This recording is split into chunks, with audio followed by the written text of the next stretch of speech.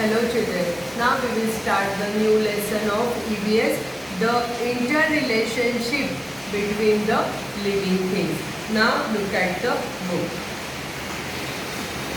इंटररिलेशनशिप्स between living things म्हणजे living things एकमेकांवर कशा डिपेंडंट असतात ते आपल्याला ह्या लेसनमध्ये शिकायचं.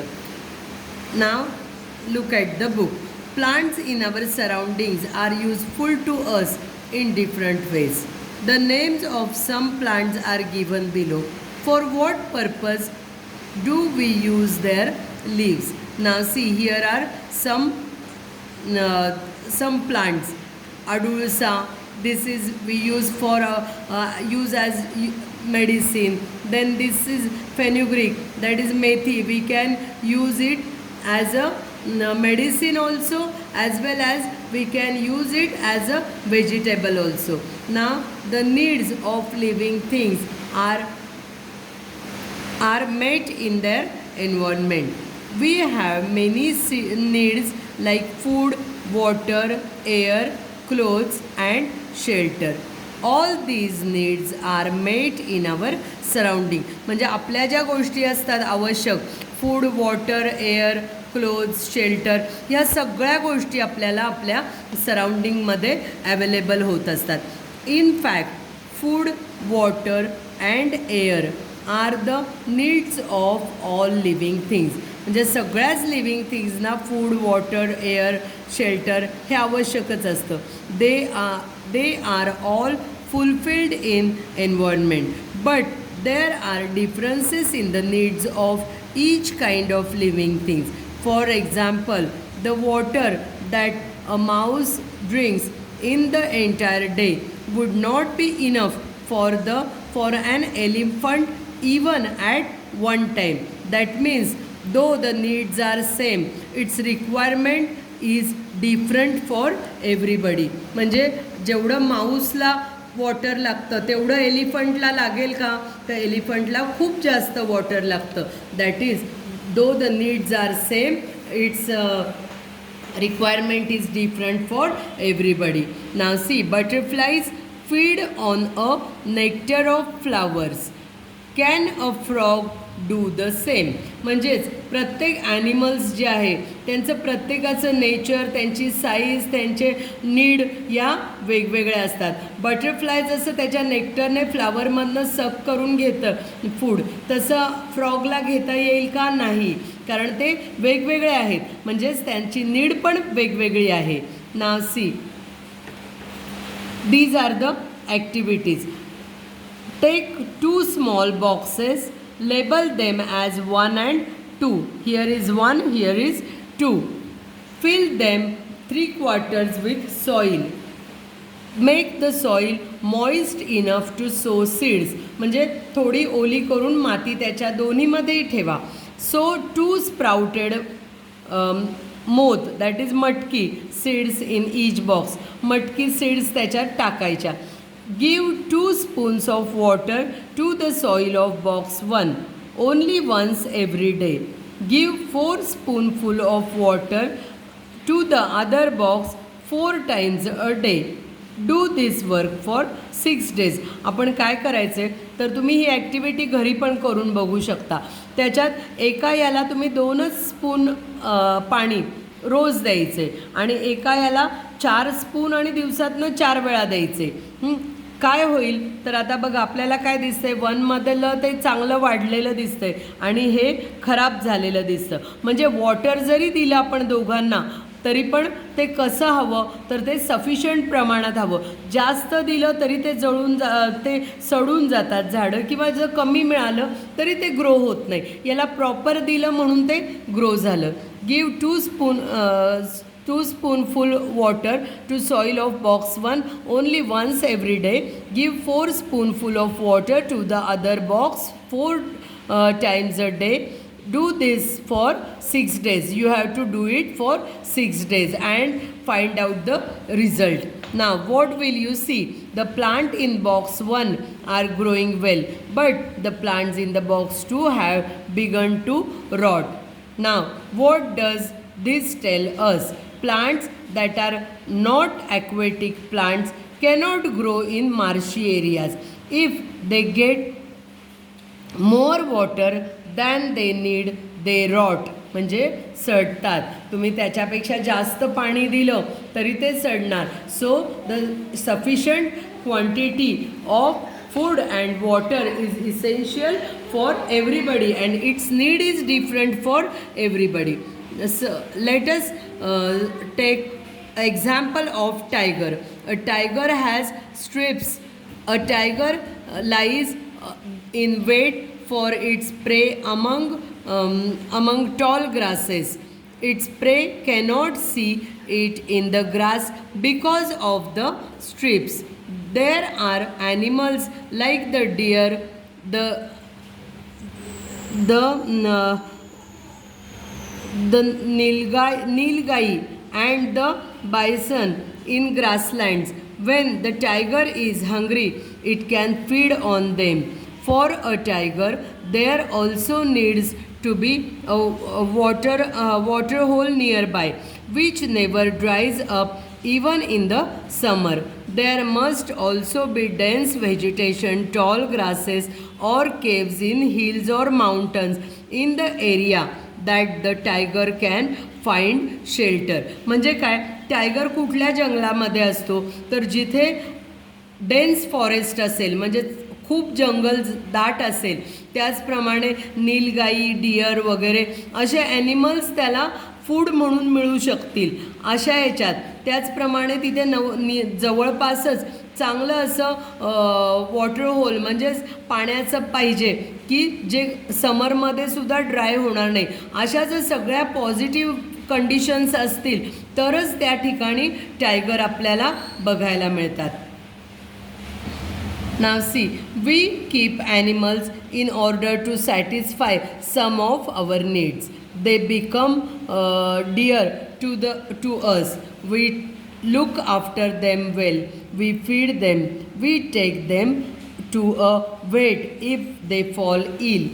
These animals too return our affection. म्हणजे काय, जे पेट ॲनिमल्स असतात त्यांची आपण काळजी घेतो, त्यांना सफिशियंट फूड, वॉटर वगैरे सगळं देतो, शेल्टर देतो. ते आजारी असतील तर त्यांना आपण वेट डॉक्टरकडे घेऊन जातो आणि ते पण आपल्याला त्याबरोबरच भरपूर प्रेम देतात. We get milk, meat, eggs and several other things from animals. Some animals are useful for carrying burdens or drawing cards. Domestic animals are also used to help with the heavy farm work in fields. Dogs guard our houses. Sheep gives us wool. Like this, animals gives us many things. Even the excreta of domestic animal is of use to human beings. म्हणजे जसे animals आपल्याला milk, meet, eggs आणि बाकीच्या बऱ्याचशा गोष्टी देतात, तसंच त्यांचं जे वेस्ट असतं, ॲनिमल वेस्ट, ते सुद्धा आपल्याला प्लांटसाठी मॅन्युअर म्हणून वापरता येतं. The dung of cattle is made into dung cakes. म्हणजेच काय, आपण शेणाच्या गोवऱ्या बनवतात की नाही, की त्या फ्युएल म्हणून वापरल्या जातात, तशा बनवता येतात. They are combustible. They are used in some places as fuel. When they burn they give out smoke. A combustible gas called gobar gas is also obtained from cattle dung. Now see, the combustible gas called as gobar gas is also obtained from cattle dung. That too is used as fuel. It burns without smoke. Cattle dung is used for plastering mud houses. त्याचप्रमाणे cattle डंग म्हणजेच शेण जे असतं गाई म्हशींचं, ते सारवण्यासाठी, प्लास्टरिंगसाठी सुद्धा शेतातल्या घरांमध्ये वापरण्यात येतं किंवा छोट्या गावांमधल्या. Manures made from cattle dung and sheep pellets are good for plants. Farmers use them for growing crops. म्हणजेच काय, खत म्हणून कॅटल डंग आणि शीपचे जे हे असतात ते वापरले जातात. Now just as we need animals, we need plants too. Plants give us food grains, vegetables and fruits. जसे ॲनिमल्स आपल्याला आवश्यक आहे तसेच प्लांट्स पण आपल्याला बरंच काही देत असतात.